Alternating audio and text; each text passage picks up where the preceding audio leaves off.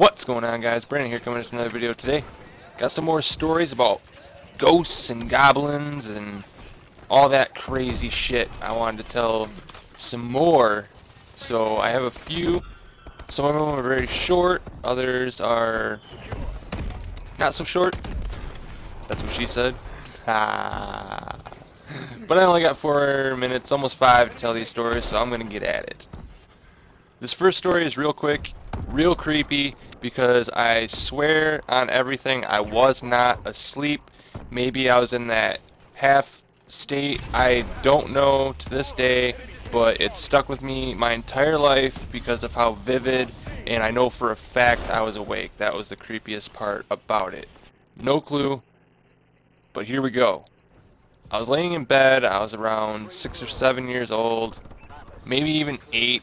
I know that's a broad spectrum of time, but I can't remember exactly because I lived with my dad for a couple years, and that's when it happened, was at my dad's house. Now, I was laying in bed, trying to fall asleep, tossing and turning, started to feel a little tired.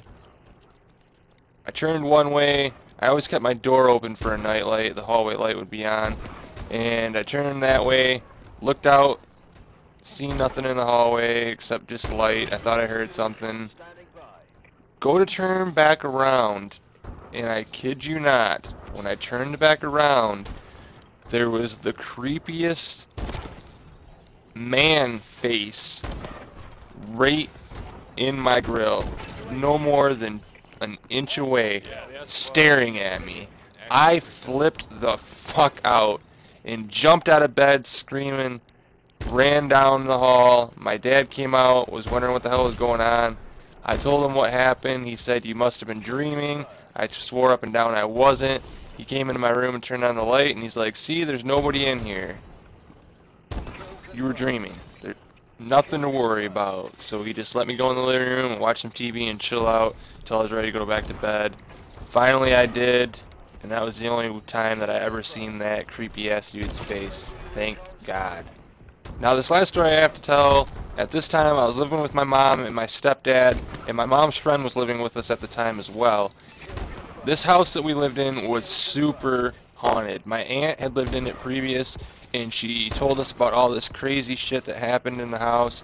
A lady had apparently hung herself in the basement, so all around it just had bad juju vibes to it. And my mom and her friend didn't help by hailing to Satan as a joke in her closet, and ended up having the candle flame blast up into the air and go out. Now, the two creepiest things that ever happened in this house, one, this happened quite often and it was just annoying. I mean, it was creepy, but more annoying than anything. We would come downstairs in the morning and all the cupboard doors, the refrigerator door, the stove would be turned on, everything would be opened and turned on. No explanation for it. Obviously, it's not like my mom's friend or my stepdad were doing it every single night just as a frickin' joke. I mean, that would just be ridiculous.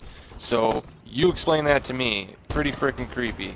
The last thing that happened in that house, I mean, there was tons, but what I have time to tell is my upstairs bedroom, I moved out of it because I threw my brother through the wall one time, and it left this big hole. And one night I was laying in bed and I turned and looked over and I saw these two red beady eyes. So after I saw that, I was done with it. I was out of that room. That's where my mom's friend stayed. One night she came home, she got into bed, she started hearing the scratching at the door, so she went and looked up. Long story short, what she saw, as she explained it, was the creepiest honeycombs man you've ever seen, with red beady eyes and long fangs. She bolted out of the room into my mom's room, freaking out. No explanation for that one either. Whether you guys believe me or not, hopefully you guys enjoyed the stories. If you did, leave a like, subscribe if you're new, and as always, guys, I'll see you in the next one. Peace.